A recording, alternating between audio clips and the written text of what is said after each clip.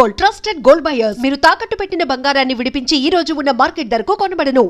ఇంకో ప్రాబ్లం ఏంటి, ఇప్పుడు మీరు అంతకుముందు కన్వెన్షనల్ సిస్టమ్స్ ఏదైతే అనుకుంటున్నారో అది ఇప్పుడు ఏ మూలన డిస్టర్బ్ అయిపోతుంది. ఎందుకు డిస్టర్బ్ అవుతుంది? 1935 first world war, second world war మధ్యలో జరిగిన చాలా జెనీవా కన్వెన్షన్ ఇలాంటి దాంట్లో పొలిటికల్ అసాసినేషన్స్ ఉండకూడదు. That is against human civilize బిహేవియర్కి అగెయిన్స్ట్ అని తీర్మానించారు. అప్పుడు నేను ఆర్మీలు కొట్టుకోవాలి, కానీ అప్పుడు ఎవరినో పంపించి ఆయన వెనకాల నుంచి షూట్ చేసి ఆ లీడర్ని, అలాంటిది ఇట్ ఈస్ అగెయిన్స్ట్ ఇది. ఇప్పుడు ఆ థింకింగ్ ఎందుకు మారిందంటే cost of war and the effect of war. Second world war తర్వాత వచ్చిన ఏదైతే వార్స్ ఉన్నాయో, ఎవరు తీసుకున్నారు వార్ డెసిషను? ఒక లీడర్ తీసుకుంటాడు. ఆ లీడర్ పక్కన ఉన్న 5, 10 మంది ఏదో సందర్భంలో వాడు కూర్చోడు కాపాడుకోవడానికి తీసుకుంటున్నాడు ఆ డెసిషన్.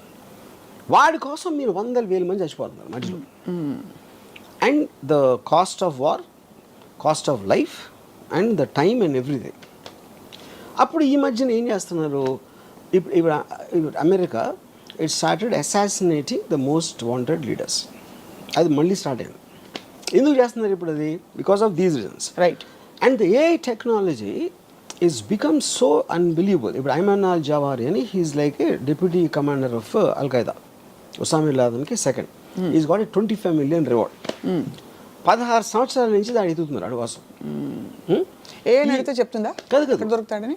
ఏం కదా, ఆ సిస్టమ్స్లో కూడా ఉంటుంది. వాళ్ళకి ఫైనల్గా వాళ్ళకి తెలిసింది ఏంటంటే, కాబూల్లో ఒక 5 అంతస్తుల బిల్డింగ్లో 4వ అంతస్తు బాల్కనీలోకి రోజు పొద్దున్న 7 గంటలకు ఆ టైంలో వచ్చి అక్కడ కూర్చున్న టీ ఏదో తయారు చేసుకొని తాగుతాడని ఒక ఇన్ఫర్మేషన్ వచ్చింది వాళ్ళకి.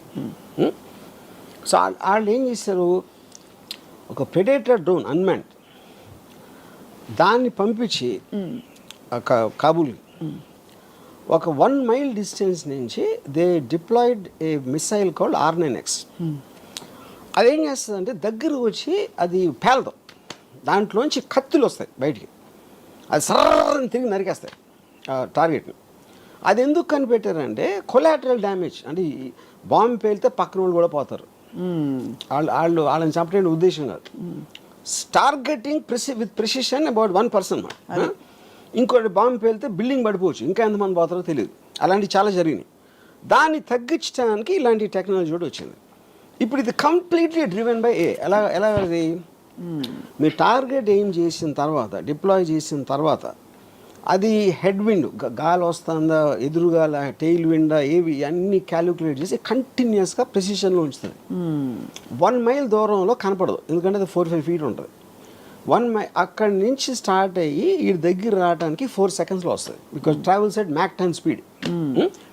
మీకు సౌండ్ కూడా వినిపించదు. సో అప్పుడు ఏమవుతుంది, ఈడొక్కడ పోయాడు. మీరు ఇది లేకుండా చేయాలంటే ఒక పెద్ద ప్లటూని పంపి చాలా విరోచితంగా లోపల వాళ్ళకి తెలిసిపోయి వాళ్ళు షూట్ చేసి వీళ్ళు షూట్ చేసి ఎంతమంది పోతారో ఆడు తప్పించుకుంటాడా లేదా తెలియదు.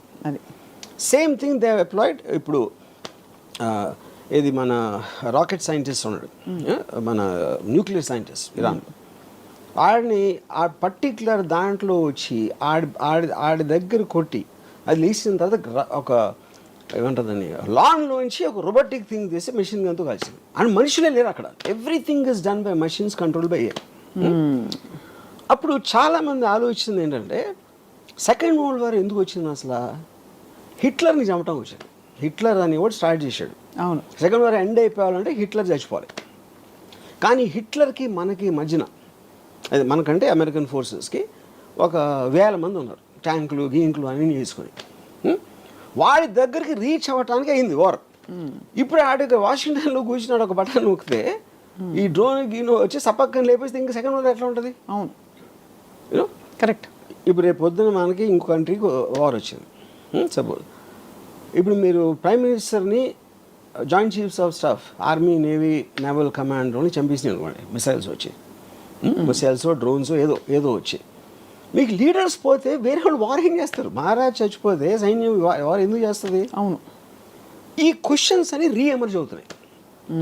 ఎందుకంటే మీ న్యాచురల్ ఇన్స్టింక్ట్లో లీడర్ని చంపితే అయిపోతుంది కదా అంటే, లీడర్ని అసాసినేట్ చేయకూడదనే మారల్ కోడ్ నుంచి ఈ మొత్తం కాస్ట్ ఆఫ్ వార్ క్యాలిక్యులేట్ చేసి కొత్త మోడల్స్ ఆఫ్ వార్ అప్పుడు మొత్తం అంతా కలిసి మనం కేవలం ఎవడో తీసుకొని వాడిని టార్గెట్ చేద్దాం. 20 సంవత్సరాలు ఆఫ్ఘనిస్తాన్లో వార్ జరిగింది. ఫైనల్గా ఇచ్చేసారు, తాలిబాన్ మళ్ళీ వచ్చేసారు. $4 trillion ఖర్చింది అమెరికాకి. ఇప్పుడు ఆడ ఫస్ట్ నుంచి ఆడ ఆఫ్ఘనిస్తాన్ దాని చావుని మనకి ఉసామా బిన్ లాదెన్ ఒక్కడే చంపాలి అంటే మీకు కాస్ట్, టైము, ఎఫర్ట్ ఎంత తగ్గిపోతుంది? ఖచ్చితంగా తగ్గేది. అండ్ అప్పుడు వాళ్ళు ఏమంటారు, $25 million కాకపోతే $100 million ఇస్తాం ఆయన పట్టుకుంటే. అప్పుడు వాడి చుట్టూ ఉన్న వాళ్ళు శత్రు అంటే targeted assassination killing plans is the future rather than war. అయితే థర్డ్ వరల్డ్ వార్ వస్తుంది. ఇవన్నీ ఇప్పుడు మన బంగ్లాదేశ్ ఏదైనా అవ్వచ్చు. నా పాయింట్ థర్డ్ వరల్డ్ వార్ రావడానికి ఎవడో పెచ్చోడో ఒక న్యూక్లియర్ బటన్ నొక్కేంటే అయిపోతుంది. ఆడు పిచ్చోడు మనం అనుకున్నాం, ఆడుకున్న యూజువల్ వేరే అవ్వచ్చు ఏదో. ఇప్పుడు ఏంటంటే వార్ అనేది ఎప్పుడు కూడా లీడర్స్ వాళ్ళని వాళ్ళు కాపాడుకోవటానికి వీళ్ళని బలి పెడతారు. That is actual point of war. ఇప్పుడు అంటే ఒక ఉదాహరణకు ఒక క్వశ్చన్ అడుగుతాను. ఇప్పుడు మనందరూ ఒక యావరేజ్ జీతం ఏదో ఉందనుకోండి, సపోజ్ వాట్ ఎవర్ మన క్వాలిటీ ఆఫ్ లైఫ్ ఉంది. అమెరికా వచ్చి టేక్ ఓవర్ చేసి మీ జీతాన్ని 3 రెట్లు పెంచుతుంది, మీకు మంచి కార్లు ఇస్తుంది అని చెప్పింది అనుకోండి. అప్పుడు మనం ఏం చేస్తాం? అరే ఇండియా భారత్ మహాన్ అంటామా? I'm not sure about that. ఎందుకంటే మనం చాలామంది గంతులు వేసుకుంటూ వెళ్తాం కదా అమెరికాకి ఇక్కడ రాకుండా ఉండి అమెరికా ఇస్ బెటర్ అని. మీరు అమెరికా పాలనలో మీరు ఉన్నప్పుడు ఇక్కడ అమెరికా పాలన ఉంటే మీకు ప్రాబ్లం ఏంటి? అర్థమైంది. అది కేవలం మన ఈగో అని మన ప్రోగ్రామ్ చేసిన విషయం అది, యూనో. సో అప్పుడు దాన్ని బట్టి ఉన్న తీరులో నేను చెప్తున్నాను ఇప్పుడు. సో బేసిక్గా ఎవడైతే పైన ఉన్నాడో వాడిని కాపాడుకోవడానికి వార్ వస్తుంది. అది నా ఫండమెంటల్ థింగ్. ఏఐ వస్తే ఇప్పుడు పాకిస్తాన్ ఇండియాకి వస్తే సప్న రాము వాళ్ళు తీసుకోలేదు కదా డిసిషన్. అది మన పక్కింటి వాళ్ళు తీసుకో, ఎదురింటి వాళ్ళు తీసుకో, మనకి తెలుసు ఎవరు తీసుకున్నారు? ఢిల్లీలో ఉన్న 10 మంది తీసుకున్నారు. అవును. మన దేశాన్ని తీసుకెళ్ళిపోతున్నారు అని మనలో ఒక ఇది చేసి. కానీ ఆ దేశం బెటర్ అవుతే అప్పుడు ఎందుకు వార్ చేస్తారు మీరు? వార్ కూడా తగ్గిపోతుంది. మీరు ఎవరితో ఫైట్ చేసినా మీ దగ్గర ఉన్నది ఏదో పోతుందేమో అనే భయంతో చేస్తారు. లేకపోతే అవతలని ఆక్రమించేసుకొని మనం దొబ్బేద్దాం అని దాంతో చూస్తారు. ఈ రెండే ఉంటాయి. పవర్ వార్స్ కదా. కాన్ఫ్లిక్ట్ అనేది అక్కడ ఉండేది. కరెక్ట్. 99% ఆఫ్ ద పీపుల్ వాళ్ళు ఉంటే వాళ్ళ బతుకులు బతుకుతారు. They don't even know what's happening. వాళ్ళు చెప్పేవారు కూడా తెలియదు వాళ్ళకి రీజన్. రైట్. ఎక్కడ ఉంది. సో ఈ కాంటెక్స్ అన్నిటిలోని ఒకటి ఏఐకున్న ఇంటెలిజెన్స్, సో అది అందరికీ ఇస్తుంది. అది ప్రాబ్లం. ఒక్కడికే ఉంటే వేరు. అది మీకు తెలిసి, నాకు తెలిసి, మన దగ్గర పనిచేసేవాడికి తెలిసి, డ్రైవర్కి తెలిస్తే everybody is armed with the same knowledge, right, same intelligence. వాడికి తెలియకపోతే సందర్భం వచ్చినప్పుడు అటు తెలుసుకుంటాడు. లేదు అంటే వాళ్ళు క్రియేట్ చేసుకోవాలి. అందుకనే కాంటెక్స్ట్ ఆఫ్ వార్ ఎవరి ఏఐ వాళ్ళే. బిగ్గెస్ట్ ప్రాబ్లం ఏమవుతుందంటే ఏఐతో మీకు మోటివేషన్ పోతుంది. మోటివేషన్ ఎందుకు పోతుందంటే అబ్సల్యూట్లీ ఆల్రెడీ నాకు అన్నీ తెలిసిన నా ఫ్రెండ్ నా దగ్గర ఉంటే మీరెందుకు మళ్ళీ చదువుకోవాలి, మీరెందుకు నేర్చుకోవాలి, మీరు ఎందుకు అర్థం చేసుకోవడానికి ట్రై చేయాలి? అది స్టూపిడ్. మోటివేషన్ అంటే ఆఫ్ కోర్స్ క్యాలిక్యులేటర్స్ తర్వాత 2, 4 అది క్వశ్చన్ కాదు. మోటివేషన్ అనేది ఒక మనిషికి ఎందుకు ఉపయోగం? మోటివేషన్తోనే తను కష్టపడతాడు. తను ఏదో ఇంకొక పెద్ద ఒక రీచ్ అవ్వటానికి ట్రై చేస్తాడు. దానికి ఏం కావాలి? నాలెడ్జ్ కావాలి, ఒక అంబిషన్ కావాలి, ఒక ఇంటెలిజెన్స్ కావాలి, ఒక ఎఫర్ట్ కావాలి.